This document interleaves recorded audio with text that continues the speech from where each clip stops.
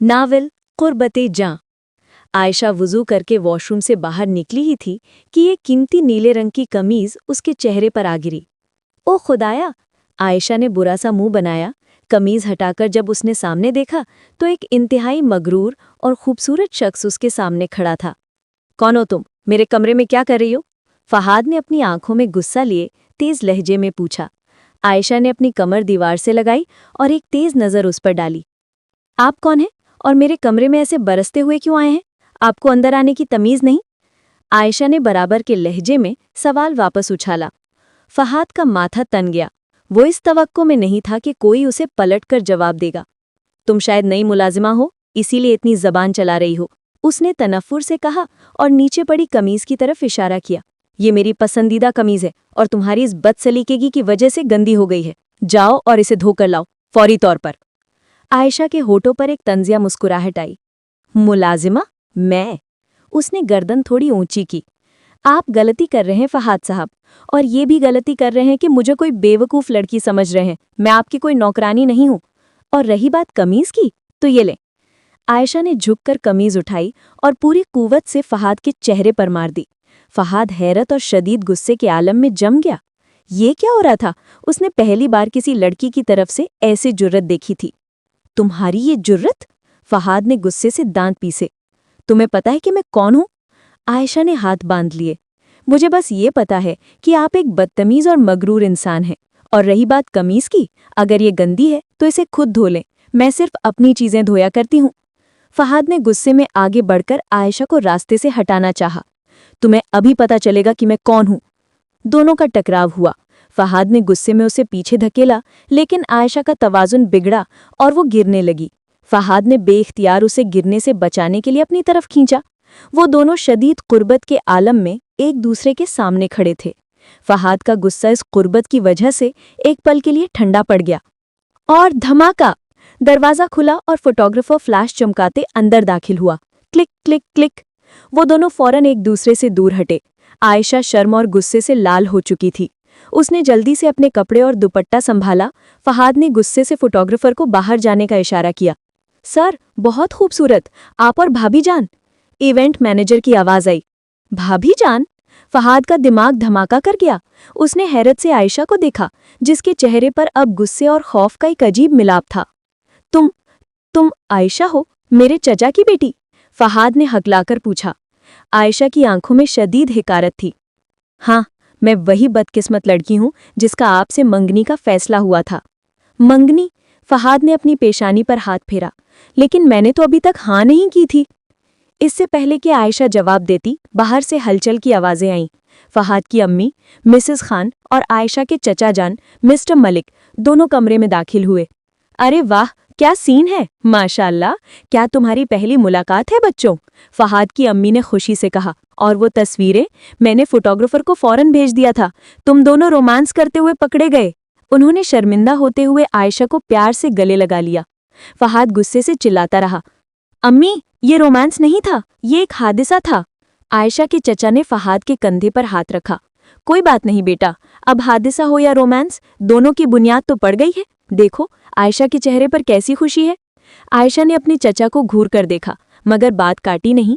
उसे मालूम था कि खानदान का माहौल खराब करने का ये सही वक्त नहीं है। फहाद की वालिदा ने खुशी से ऐलान किया। अब कोई देर नहीं, तुम दोनों की जबरदस्त मंगनी हफ्ते बाद होगी। अब तुम्हारा कोई उज़र नहीं चलेगा बेटा, तुम दोनों एक दूसरे के लिए ही बने हो। फहाद का चेहरा गुस्से से पत्थर हो गया। आयशा ने अपने चचा के बाजुओं से खुद को अलग किया। उसकी आंखों में चमक थी। मंगनी? अच्छा, लेकिन मुझे लगता है मेरा एक छोटा सा एतराज है। फहाद ने उम्मीद की निगाहों से उसे देखा, जैसे वो उसे बचा लेगी।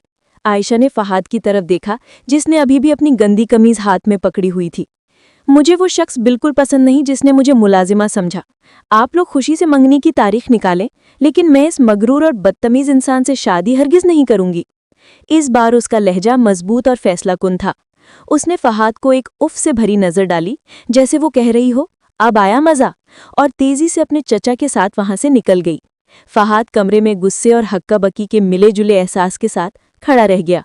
इस लड़की ने ना सिर्फ उसकी तजलील की थी, बल्कि बड़ों के सामने उसके होने वाली मंगनी का इनकार भी कर दिया था। आयशा के फैसला कुन इनकार ने कमरे में सन्नाटे का बम फोड़ दिया। फहद की वालिदा समीहा बेगम और आयशा के चचा जान दोनों इस अचानक और सख्त रद्द अमल पर हैरान रह गए। फहद का रहा सहा गुरूर भी इस सरेआम तजलील पर टूटकर बिखर गया। समीहा बेगम ने जल्दी से दरवाज़ा बंद किया और हैरत से फहद को देखा। ये क्या कह रही है आयशा, क्या तुम्हें तमीज़ भूल गई? उन्होंने गुस्से से आयशा की माँ जरीना भाभी को फ़ोन पर बुलाया, जो नीचे मेहमानों में मसरूफ़ थीं। कुछ ही देर में जरीना भाभी कमरे में दाखिल हुईं तो उन्हें देखकर ही अंदाज़ा हो रहा था कि उनके चेहरे पर परेशानी और शर्मिंदगी है। आयशा, ये तुम कैसी बातें कर रही हो? जरीना भाभी ने आयशा की कलाई थाम ली। क्या तुम्हें इस बात का एहसास है कि तुम कितनी बड़ी बेइज्जती कर रही हो?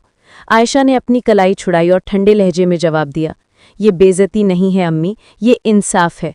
जिस शख्स ने मेरी पहली मुलाकात में मुझे मुलाजिमा समझा और मेरी तजलील की, क्या आप चाहती हैं कि मैं अपनी सारी जिंदगी उसके हाथों में कैद कर दूं?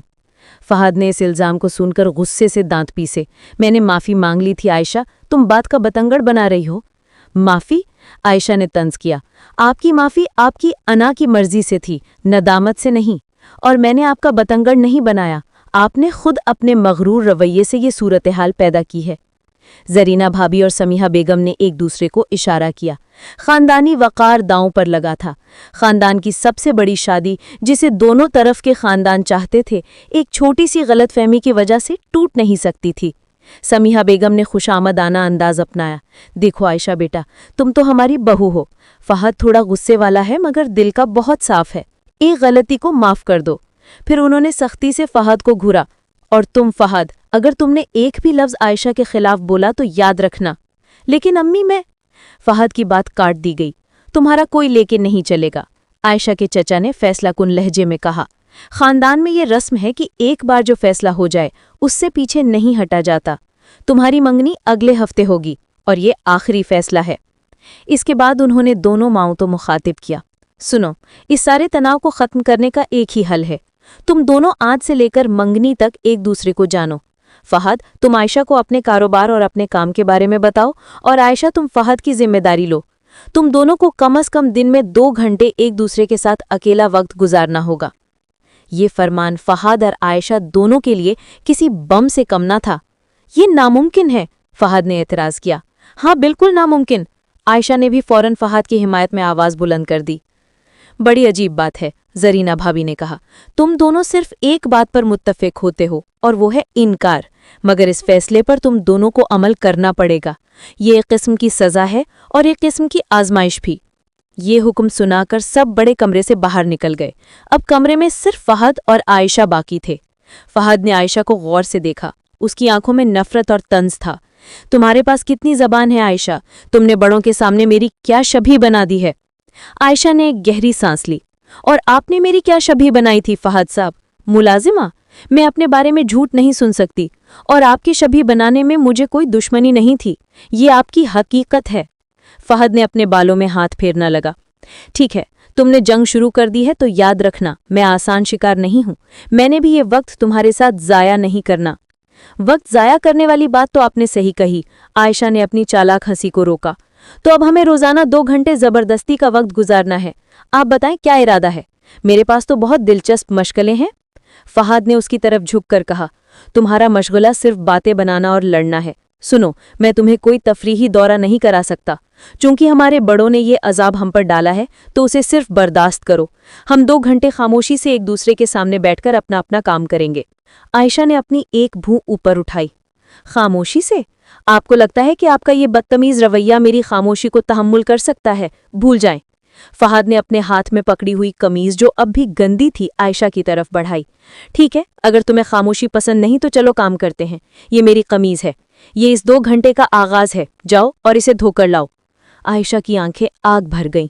तुम अब भी वही कर रहे हो? जी हाँ, फहद ने कहा। उसके चेहरे पर जहरीला तंज था। क्योंकि तुम अब खानदान की बहू बनने वाली हो और बहू को अपने ससुरालियों की खिदमत करनी होती है। ये कमीज धोना तुम्हारे लिए पहला सबक है आयशा बेगम। आयशा ने गुस्से से कमीज अपने हाथ में ली। उसका दिल चाहा कि वो ये कमीज उसके मुंह पर मार दे, मगर उसने अपने आप को रोका। एक नया मंसूबा उसके जहन में बन रहा था। ठीक है फहद साहब, आयशा ने कहा। उसकी आवाज़ अब पुरसुकून थी, मगर इस पुरसुकून आवाज़ में तूफान छुपा था। میں آپ کی قمیض دھو دیتی ہوں، مگر یاد رکھنا فہد صاحب، یہ میری طرف سے کوئی خدمت نہیں بلکہ آپ کی عظیم غلطی کا خفیہ کفارہ ہے۔ فہد نے کامیابی کے مسکراہٹ کے ساتھ اپنا سر ہلایا۔ مجھے تمہارے خفیہ کفارے سے کوئی مطلب نہیں، مجھے اپنی صاف قمیض چاہیے شام 4 بجے تک۔ عائشہ نے قمیض کو ہاتھ میں پکڑا اور دروازے کی طرف بڑھنے لگی، مگر دروازے پر رک گئی۔ اس نے فہد کو ایک مسکراتی ہوئی دھمکی دی، بس ایک بات یاد رکھنا فہد صاحب، اگر آپ نے مجھے ملازمہ سمجھا ہے تو ملازمہ بن کر رہنا، کیونکہ بیگم جب بنے گی تو اس وقت آپ کو نہیں بلکہ مجھے آپ کی خدمت قبول کرنے میں مشکل ہوگی۔ فہد کا چہرہ حیرت سے کھلا رہ گیا۔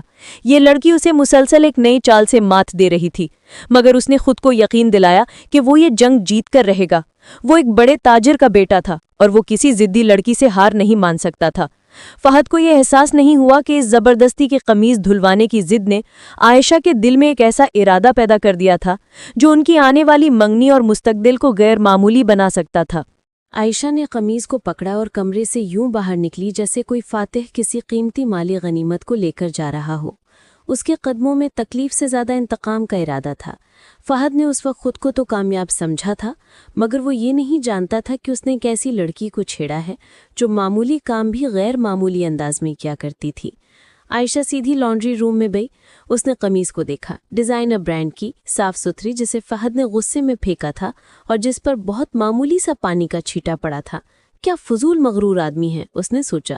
اس نے قمیض کو ٹب میں ڈالا اور ٹھنڈا پانی بھر دیا۔ پھر اس نے ایک شیطانی سوچ کے ساتھ کپڑوں کا میعاد ختم شدہ ڈٹرجنٹ پاؤڈر نکالا، جو خوشبو میں تو بہت تیز تھا مگر کپڑوں کے لیے خطرناک۔ اگر تمہیں صاف قمیض چاہیے تو صاف قمیض ہی ملے گی فہد صاحب، مگر تھوڑے سی اضافی اجزاء کے ساتھ۔ عائشہ زیر لب مسکرائی۔ اس نے قمیض کو خوب مسل کر دھویا، صرف اس لیے کہ اسے معلوم تھا کہ اس کے باریک ریشے خراب ہو سکتے ہیں۔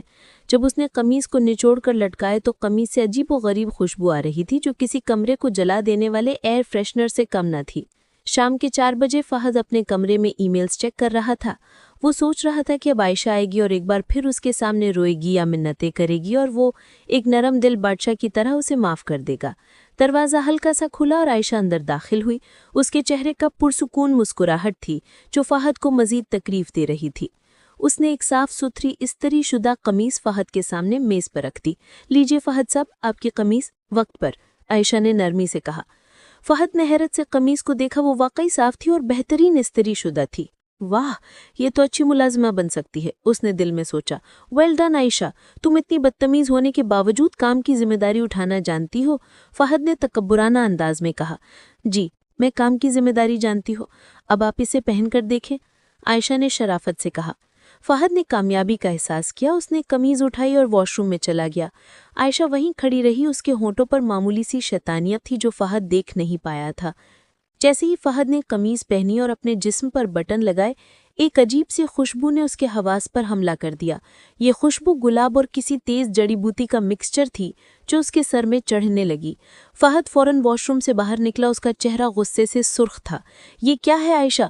فہد نے اپنے گلے سے قمیض اتارنے کی کوشش کی مگر بٹن پھنس گئے۔ یہ کس طرح کا ڈٹرجنٹ ہے؟ اس کی بو اتنی تیز کیوں ہے؟ مجھے سر درد ہو رہا ہے۔ عائشہ نے بڑی معصومیت سے اپنے ہاتھ جوڑ لیے۔ میں نے تو وہی ڈٹرجنٹ استعمال کیا جو لانڈری میں تھا فہد صاحب۔ میرا خیال ہے وہ والا ڈٹرجنٹ خاص طور پر ان کپڑوں کے لیے تھا جو بہت زیادہ غصے میں ہوں تاکہ وہ پرسکون ہو جائے۔ فہد غصے سے اس کی طرف لپکا۔ تم نے جان بوجھ کر کیا ہے، تم نے قمیض خراب کر دی ہے۔ خراب؟ عائشہ نے قمیض کی طرف اشارہ کیا جو صاف تھی مگر بہت تیز مہک رہی تھی۔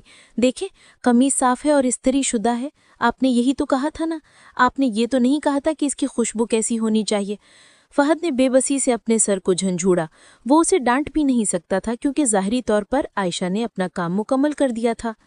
یہ اس لڑکی کا پہلا جوابی حملہ تھا۔ ٹھیک ہے عائشہ، تم نے یہ 2 گھنٹے ایک تذلیل آمیز کھیل میں ضائع کر دیے، فہد نے سخت لہجے میں کہا۔ کل سے ہم خاموشی سے ایک ساتھ بیٹھیں گے۔ تم اپنے موبائل پر کام کرنا اور میں اپنا لیپ ٹاپ پر، مگر کوئی بات نہیں ہوگی۔ جیسا آپ کا حکم فہد صاحب، عائشہ نے تعظیم سے سر جھکایا۔ لیکن کیا آپ نہیں جانتے کہ خاموشی بھی ایک زبان ہوتی ہے؟ اگلے دن ٹھیک شام 4 بجے عائشہ فہد کے کمرے میں موجود تھی۔ فہد ٹائٹینک کی طرح سنجیدہ ہو کر اپنے دفتر کا کام کر رہا تھا۔ عائشہ سامنے صوفے پر بیٹھی، اس نے اپنا موبائل نکالا اور ایئر فونز لگائی۔ پہلے 15 منٹ تو پرسکون گزرے۔ فہد اپنے کام میں مصروف رہا اور عائشہ اپنے فون پر شاید کوئی فلم دیکھ رہی تھی۔ پھر فہد کو محسوس ہوا کہ کمرے میں آواز بہت زیادہ ہو گئی ہے۔ عائشہ کے ایئر فونز کی باہر بھی ہلکی سی لوگوں کے بولنے اور ہنسنے کی آواز آ رہی تھی۔ فہد کو تکلیف ہونے لگی، وہ کام پر توجہ نہیں دے پا رہا تھا۔ عائشہ، فہد نے غصے سے پکارا۔ عائشہ نے اپنی ایئر فونز اتارے۔ جی فہد صاحب، آپ کو کچھ چاہیے؟ کیا میں نے آپ کی کوئی خدمت نہیں کی؟ اس کی آواز میں معصومیت تھی۔ تمہاری ایئر فونز کی آواز بہت زیادہ ہے، مجھے کام میں توجہ نہیں مل رہی، تمہیں شائستگی کا کوئی اندازہ نہیں؟ فہد نے آہستہ مگر سخت لہجے میں کہا۔ اوہ، مجھے معاف کرنا۔ اس نے جلدی سے ایئر فونز کی آواز اور زیادہ اونچی کر دی۔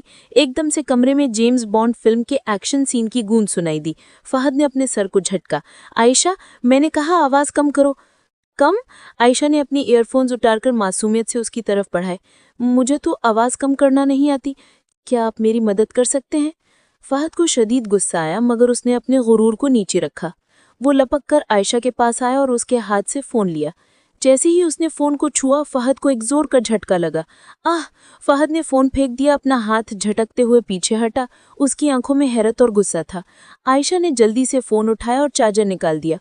اوہ میرے خدا، معافی فہد صاحب، میرا چارجر تھوڑا پرانا ہو گیا تھا، اسے چھونے سے کبھی کبھی ہلکا سا جھٹکا لگتا ہے۔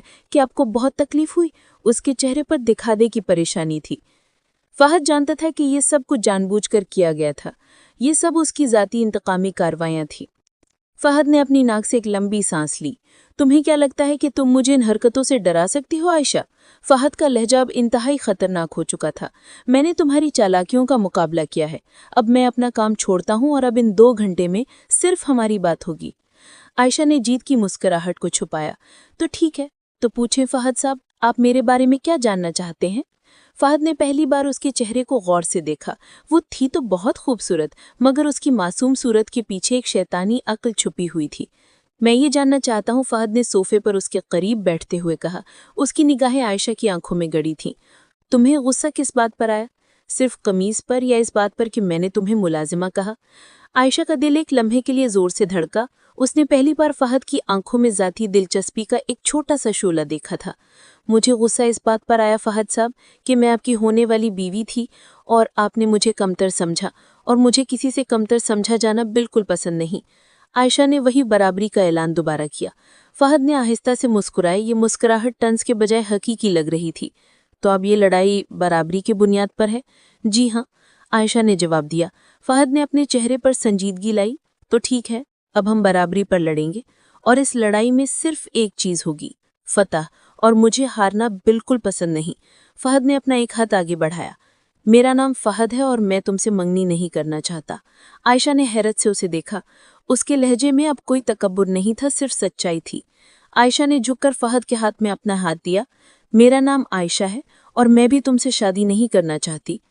اور یوں ان کی زبردستی کی ملاقاتوں نے ایک دلچسپ اور خطرناک کھیل کا آغاز کر دیا۔ 2 مغرور اور ضدی انسان جو ایک دوسرے سے نفرت کرتے تھے، مگر جن کا مستقبل ایک ہی ڈور سے بندھا ہوا تھا۔ فہد اور عائشہ کے درمیان برابری کی بنیاد پر جنگ کا آغاز ہو چکا تھا۔ وہ 2 گھنٹے جو انہیں ایک دوسرے کو قریب لانے کے لیے دیے گئے تھے، اب ایک ذہنی کشتی کا میدان بن چکے تھے۔ دوسرے دن جب عائشہ کمرے میں داخل ہوئی تو فہد نے اسے پاؤں سے سر تک دیکھا۔ تمہیں نہیں لگتا کہ یہ لال رنگ کا لباس تمہاری شخصیت پر بہت زیادہ شوق ہے؟ فہد نے اپنا لیپ ٹاپ بند کرتے ہوئے سرد مہری سے پوچھا۔ تمہاری عمر کی لڑکیوں کو نرم رنگ پہننے چاہیے، جیسے نیلے یا ہلکے گلابی۔ یہ تمہارے تند مزاج کو مزید واضح کر رہا ہے۔ عائشہ نے 1 سیکنڈ کے لیے غصے سے اسے گھورا، مگر پھر ایک فلسفیانہ مسکراہٹ لائی۔ دراصل فہد صاحب، یہ لال رنگ صرف ان لوگوں کو شوق لگتا ہے جن کی اپنی زندگیوں میں رنگوں کی کمی ہو۔ اس نے کندھے اچکائے۔ اور میں نے اسے خاص طور پر اس لیے پہنا ہے تاکہ آپ کی سنجیدہ اور بورنگ زندگی میں حرارت پیدا کر سکوں۔ کیا میں کامیاب نہیں ہوئی؟ فہد کو چوٹ لگی۔ اس نے خود کو سنبھالا اور تیز لہجے میں جواب دیا۔ تم بہت فوری اور اچھی طرح سے تیار شدہ جواب دیتی ہو۔ مجھے لگتا ہے کہ تم نے یہ مکالمے پہلے سے ہی تیار کر رکھے ہوتے ہیں۔ عائشہ نے کرسی پر بیٹھتے ہوئے کہا۔ آپ بھی بہت توجہ سے بات کرتے ہیں فہد صاحب۔ میں نے کبھی سوچا نہیں تھا کہ ایک سخت بزنس مین کسی لڑکی کے لباس پر اتنی گہری نظر رکھے گا۔ کیا آپ کو ہر وہ چیز نوٹ کرنے کی عادت ہے جو آپ کی ملکیت بننے والی ہو؟ فہد کا چہرہ غصے سے سرخ ہو گیا۔ اس نے مسکراتے ہوئے اپنی اندر کی تعریف کو دبایا۔ تمہارے دماغ کے اندر کی جنگ تمہارے کپڑوں سے بھی زیادہ شوق ہے عائشہ۔ اس بار عائشہ نے جواب نہیں دیا۔ उसने सिर्फ फहद की नज़रों में झांका, जहां गुस्से के पीछे एक बारीक सी चमक थी जो उसे बता रही थी कि वो उसे मजबूत टक्कर का समझता है। दूसरे दिन फहद ने एहतियात से बात न करने का फैसला किया। वो खामोशी से एक माशी रिपोर्ट पढ़ रहा था। आयशा ने अपना एक नॉवल खोला और पढ़ना शुरू कर दिया। 15 मिनट की गहरी खामोशी के बाद फहद ने नाक से एक छोटी सी आवाज़ निकाली। आयशा ने फौरन सर उठाकर उसे देखा। क्या हुआ फहद साहब, कोई मसला है? कोई मसला नहीं, फहद ने बेजारी से कहा। मुझे खामोशी में काम करने की आदत है। लेकिन आपको तो आवाज़ें निकालने की आदत है, आयशा ने कहा। फहद ने हैरत से उसे देखा। कैसी आवाज़ें? जब आप तवज्जो से पढ़ते हैं या सोचते हैं तो आप बार बार नाक से आवाज़ निकालते हैं, इस तरह। आयशा ने नक्काली करते हुए हल्की सी आवाज़ निकाली। ये बहुत अजीब और तवज्जो भटकाने वाली आदत है। फहद शर्मिंदा हो गया। ये बात उसे खुद भी मालूम नहीं थी। वो फौरन अपनी इस आदत को कंट्रोल करने लगा। आयशा ने मज़ीद तफ्तीश जारी रखी। और एक और बात फहद साहब, जब आप किसी चीज़ पर जोर देते हैं तो आप अपने कान के पीछे हाथ क्यों फेरते हैं? फहद ने फौरन अपना हाथ कान के पीछे से हटा लिया। वो इस लड़की की तेज़ मुशाहिदाती क़ुव्वत से खौफज़दा होने लगा था। वो 2 साल से अपना कारोबार चला रहा था और इस 2 दिन में आयशा ने उसकी वो ज़ाती आदतें नोट कर ली थीं जो उसके दोस्त भी नहीं जान पाते थे। तुम एक जासूस हो या मेरी शादी की उम्मीदवार? फहद ने चिढ़कर पूछा। मैं आपकी उम्मीदवार हूँ फहद, आयशा ने मानी खेज मुस्कुराहट दी, और मुझे उम्मीद है कि मैं वो तमाम नुकात जान लूँ जिन पर आपको हार दी जा सके। फहद बेख्तियार हंसा। ये एक नर्म, गैर मुतवक्का और खुशगवार हंसी थी। ये वो हंसी थी जो उसने काफ़ी अरसे से नहीं हंसी थी। तुम बहुत चैलेंजिंग हो आयशा। मैं तुम्हारे साथ वक्त गुजारने से नफरत करता हूँ, मगर मैं तुम्हारे अगले जुमले का इंतज़ार भी कर रहा होता हूँ। फहद ने सच्चाई से एतराफ़ किया। आयशा के दिल में हैरत की एक लहर दौड़ गई। फहद ने पहली बार सच बोला था। उसकी गुस्से वाली दीवार में एक छोटा सा शकाफ पड़ गया था। और तुम आयशा? फहद ने अपनी हंसी रोकी। तुम्हारे पास एक खूबसूरत आदत है, आयशा ने तजाहुल से पूछा। वो क्या? जब भी तुम्हें कोई बात तकलीफ दे या तुम्हें गुस्सा आए तो तुम्हारे होंठ एक तरफ को झुक जाते हैं। एकदम से तुम्हारा चेहरा मासूम बच्चे जैसा हो जाता है जो रोने वाला हो। फहद ने उंगली से इशारा करके बताया। ये आदत तुम्हारे ज़िद्दी चेहरे के बिल्कुल बरक्स है और ये बताती है कि तुम्हारा दिल इतना सख्त नहीं जितना तुम दिखाती हो। इस बार आयशा शर्मिंदा हो गई। फहद की नज़रें इतनी तेज़ थीं कि वो इसका सबसे कमज़ोर नुक्ता जान चुका था। उसके होंठ बेख्तियार झुक गए। देखा, तुमने फिर वही किया, फहद ने जीत की मुस्कुराहट के साथ कहा। चुप रहो फहद साहब, आयशा ने फौरन गुस्सा किया और अपनी किताब में मुंह छुपा लिया। लेकिन वो जानती थी कि इस 2 घंटे की जंग ने उन्हें एक दूसरे के ज़ाती हिसार को तोड़ने पर मजबूर कर दिया था। फहद भी अपने काम पर वापस चला गया, मगर उसके दिमाग में अब माशी रिपोर्ट की बजाय आयशा का झुका हुआ होंठ और उसकी तेज़ जवाबियां घूम रही थीं। मंगनी की तारीख करीब आ चुकी थी और ख़ानदान में खुशी और मसरूफियत का समा था, मगर इस खुशी के पर्दे के पीछे फहद और आयशा की जंग जोरों पर थी। अब उनकी मुलाकातें सिर्फ नोक-झोंक नहीं थीं, बल्कि एक दूसरे की ज़ाती जगहों में खुफिया दाखिला थीं। चौथे दिन की मुलाकात कुछ संजीदा थी। फहद ने महसूस किया कि आयशा की मुसलसल मुज़ाहमती चालें दरअसल उसके हसास दिल का पर्दा हैं। उस दिन कमरे में दाखिल होते ही आयशा ने देखा कि फहद ने अपने लिबास और बाल हर चीज़ में एहतियात से काम लिया है। उसने अपनी नाक से आवाज़ भी नहीं निकाली थी। आज आप इतने पुरसकून क्यों हैं फहद साहब? आयशा ने अपने बैग को कुर्सी पर रखते हुए पूछा। फहद ने गहरी नज़रों से उसे देखा। मैंने फैसला किया है कि ये 2 घंटे एक दूसरे को जेल नहीं बल्कि थोड़ी सी मोहलत समझेंगे। आयशा हैरत से खामोश हो गई। फहद ने बात जारी रखी। देखो आयशा, मैं जानता हूं कि तुम ये शादी नहीं करना चाहती और मैं भी नहीं चाहता, मगर हमारे ख़ानदान हमारे लिए एक इज्तिमाई ड्रामा तैयार कर रहे हैं। क्या तुम भी इस बंधन में सिर्फ तड़पती रहना चाहोगी या हम दोनों मिलकर कोई रास्ता निकालेंगे? आयशा के चेहरे पर संजीदगी छा गई। कैसा रास्ता? एक ऐसा रास्ता, फहद ने कहा, जिसमें हम इस मंगनी को निभाएं मगर अपनी ज़ाती आज़ादी पर कोई समझौता न करें। इसके लिए हमें एक दूसरे पर एतमाद करना होगा और ये समझना होगा कि हम इस रिश्ते में कैद क्यों हैं। आयशा ने कुर्सी खींची और उसके करीब बैठ गई। तो बताओ फहद, तुम इस रिश्ते में क्यों कैद हो? तुम्हारे पास तो इतना बड़ा ख़ानदानी कारोबार है, तुम कोई भी वजह देकर इनकार कर सकते थे। फहद ने आहिस्ता से मुस्कुराया, मगर उसकी आंखों में एक गहरा दुख था। मेरे वालिद और चचा जान ने मिलकर ये कारोबार खड़ा किया है। कुछ साल पहले हमारे कारोबार को एक शदीद झटका लगा था। उस वक्त तुम्हारे वालिद ने हमारे ख़ानदान की मदद की थी। ये शादी एक तरह से हमारे ख़ानदानों के इत्तेहाद की ज़मानत है। اگر میں انکار کرتا ہوں تو یہ ہمارے کاروباری شراکت داری پر ایک سنگین وار ہوگا اور میرے والد کا سارا کام تباہ ہو جائے گا۔ عائشہ نے ہمدردی سے اس کی طرف دیکھا۔ یہ فہد کا کمزور پہلو تھا، اس کا خفیہ بوجھ۔ یہ بات تم نے مجھے پہلے دن کیوں نہیں بتائی؟ عائشہ نے نرم لہجے میں پوچھا۔ کیونکہ مجھے یقین نہیں تھا کہ تم اس کا فائدہ نہیں اٹھاؤ گی، فہد نے اعتراف کیا۔ اور اب تمہاری باری ہے، تم کیوں نہیں انکار کر رہی ہو؟ تم تو بہت آزاد خیال اور بہادر ہو۔ عائشہ نے ایک لمبی سانس لی۔ مجھے یہ رشتہ اس لیے قبول کرنا پڑا کیونکہ میرے والد میرے لیے شادی کے معاملے میں کوئی بھی غلط فیصلہ نہیں کرنا چاہتے۔ وہ جانتے ہیں کہ مجھے کوئی بھی قابو نہیں کر سکتا، اور آپ کا خاندان ان کے پرانے دوستوں کا ہے۔ وہ سمجھتے ہیں کہ آپ کی خاندانی مضبوطی مجھے ایک تحفظ دے گی۔ میں نے ان کا اعتماد نہیں توڑنا چاہتی۔ دونوں نے ایک دوسرے کے بوجھ کو سمجھا۔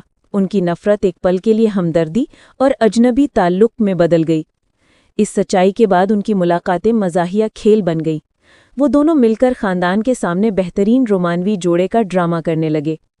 اگلے دن جب فہد کی والدہ نے ان دونوں کو ایک ساتھ خریداری کے لیے بھیجا تو فہد نے عائشہ سے کہا، ہمیں ایسا دکھانا ہوگا کہ ہم ایک دوسرے کے عاشق ہیں۔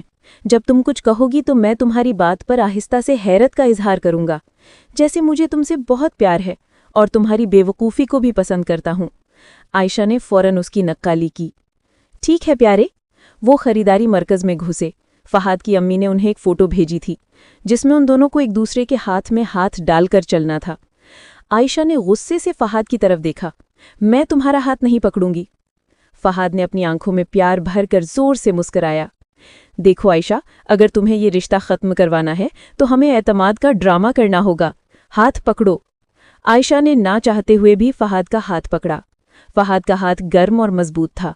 جیسے ہی ان کی انگلیاں آپس میں ملی، عائشہ کو ایک عجیب سی لہر محسوس ہوئی جو اسے کرنٹ والے فون کے جھٹکے سے بھی زیادہ طاقتور تھی۔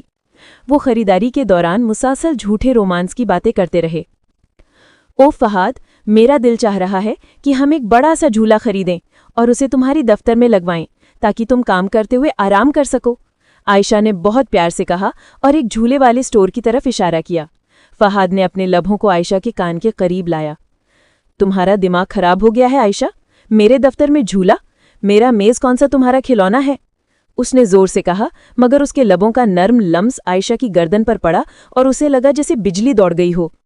عائشہ نے رومانوی آواز میں جواب دیا، تمہیں میری ہر بچکانہ خواہش پوری کرنی ہوگی میرے شیر۔ اس نے فہد کی بازو کو تھوڑا سا دبایا۔ فہد نے گہرا سانس لیا۔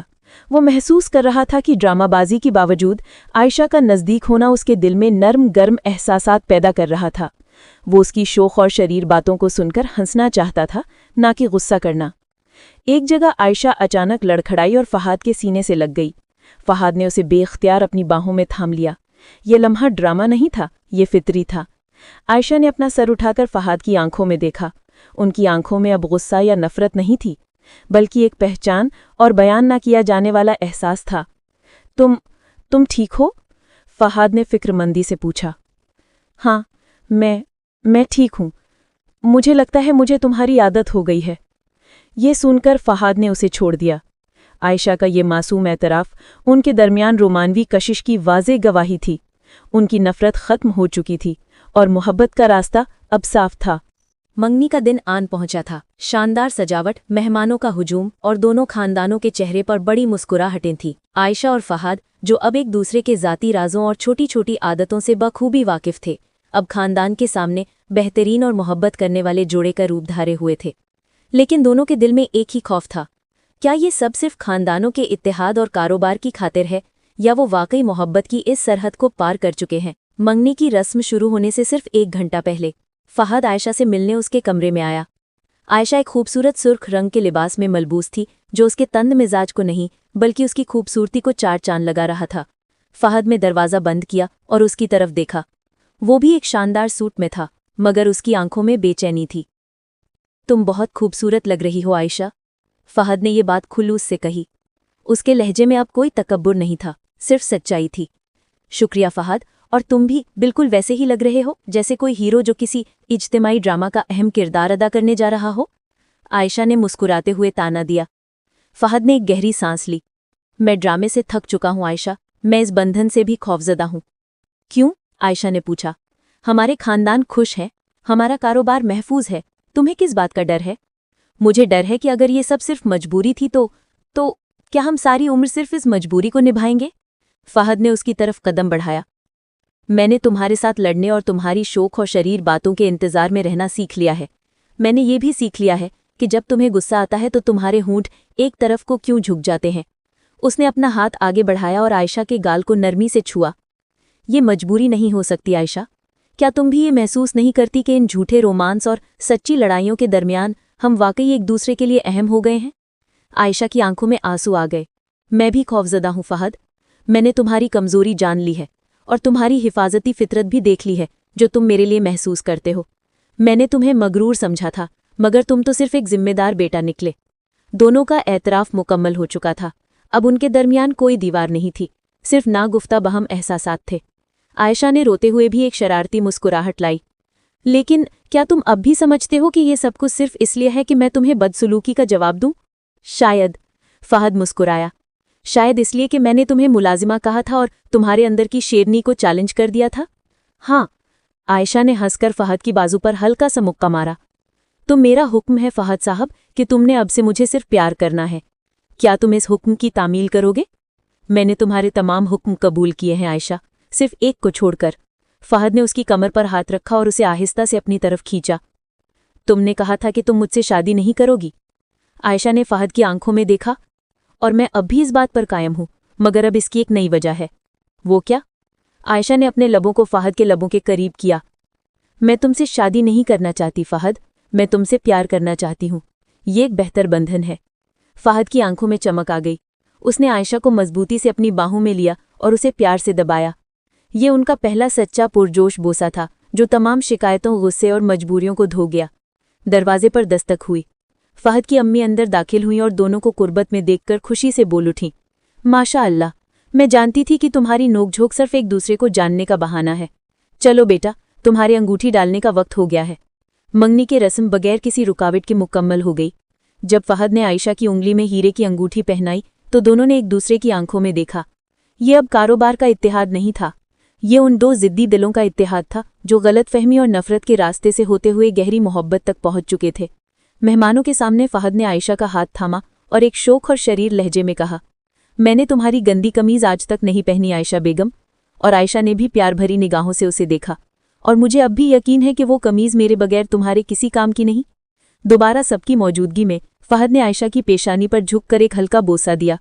तुम्हें मालूम नहीं आयशा, वो कमीज धोकर मैंने अपने कमरे में रख दी है, ये याद दहानी के लिए कि तुम मेरी पहली और सबसे शदीद गलती थी जो मेरी जिंदगी की सबसे खूबसूरत हकीकत बन चुकी है। कुर्बते जां की कहानी अब अपने खूबसूरत अंजाम को पहुंच चुकी थी। उनकी नफरत की लड़ाई ने उन्हें एक दूसरे के इतने करीब कर दिया था कि वो अब जुदाई का सोच भी नहीं सकते थे। उनकी शादी का अगला सफर यकीनन मजीद रोमानवी और नोकझोंक से भरपूर होगा।